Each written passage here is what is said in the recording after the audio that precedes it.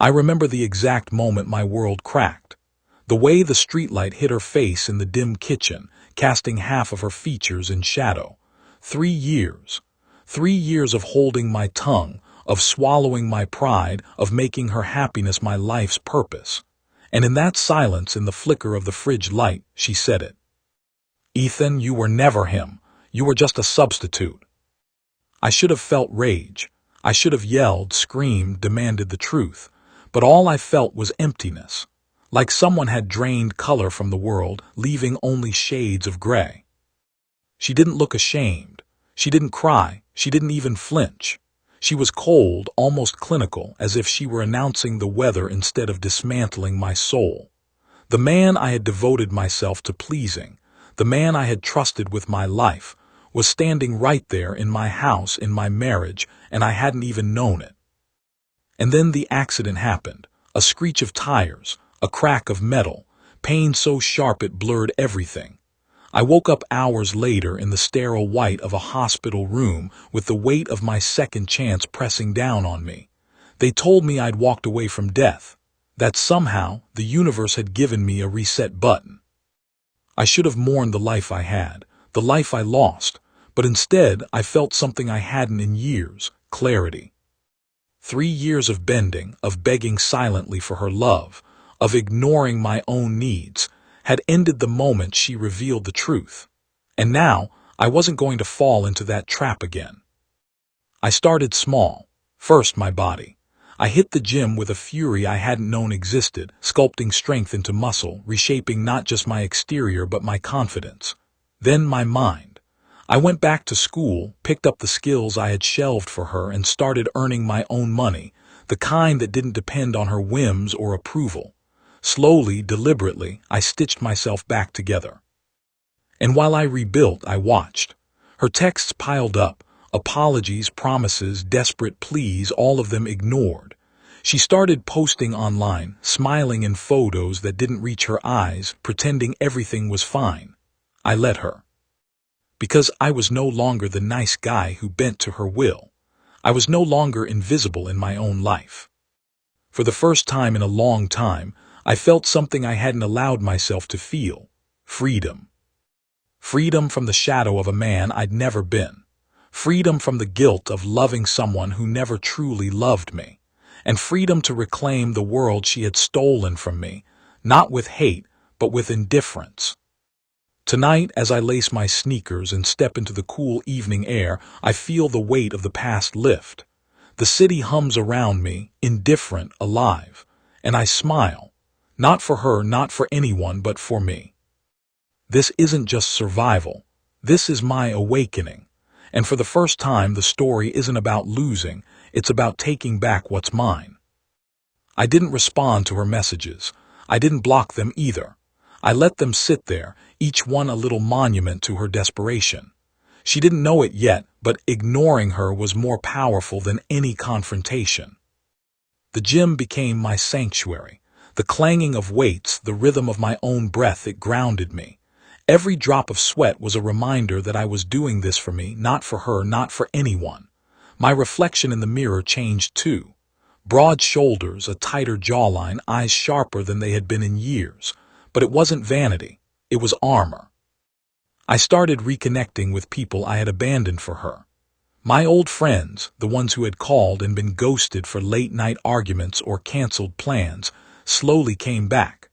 Over coffee, over beers, over honest conversation, I remembered who I was before she made me someone else's echo.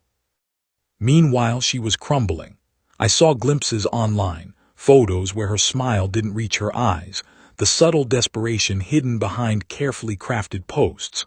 And when her first love turned out to be exactly that, a con artist masquerading as someone he wasn't, her perfectly constructed fantasy collapsed. I could almost hear the hollow thud as it hit her chest. It was strange, this calm detachment I felt. Part of me wanted to intervene, to tell her the truth that I knew about his lies, about her betrayal, but I didn't. I wasn't interested in revenge as the world knows it. I was interested in power, and my power didn't need her tears to be valid. One evening she showed up at my apartment. I wasn't expecting her. I was in the middle of cooking, music spilling into the room, sunlight bleeding through the blinds. She froze at the doorway, eyes wide, a mixture of fear, desire, and recognition flickering in her gaze. "Ethan," she started, voice trembling. I didn't answer. I just turned the stove down and continued chopping vegetables. I made a mistake. Please, I need you.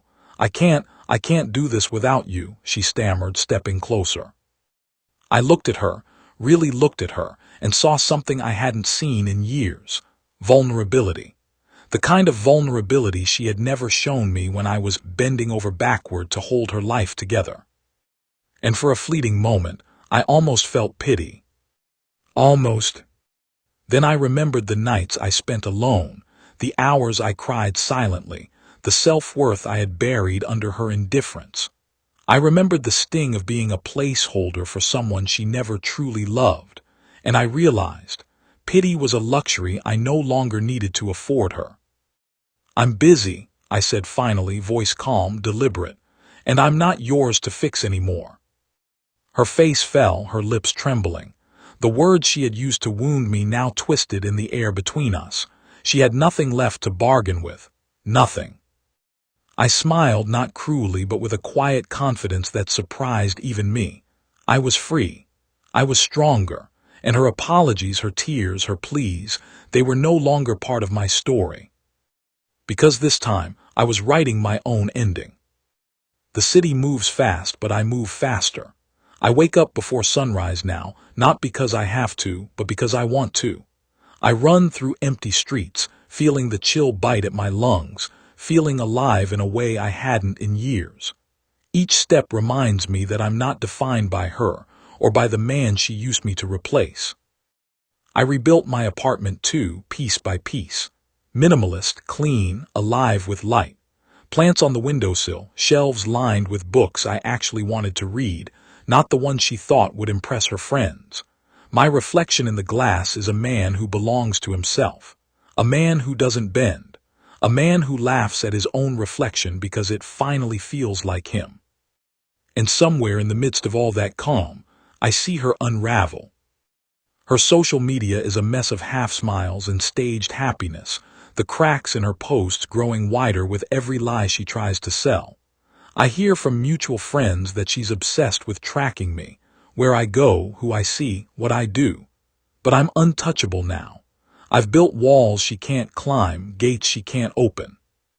One evening, I run into her at a gallery opening. She's dressed to kill, the kind of outfit she used to know I hated, the one she always wore to draw attention to herself.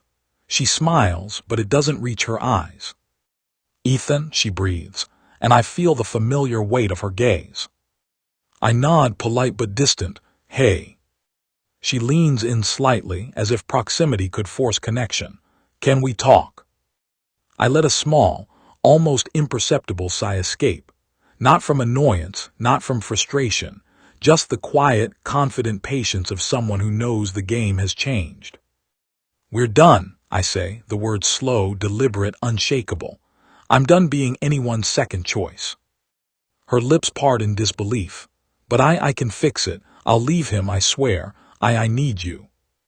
And there it is, the desperation, the plea she never gave me when I poured everything into her. The words hang between us, raw, jagged, meaningless to me now. Because I've found someone I never had to beg for, myself. The rest of the evening passes in a blur of muted conversations, wine glasses clinking, laughter I don't need to force.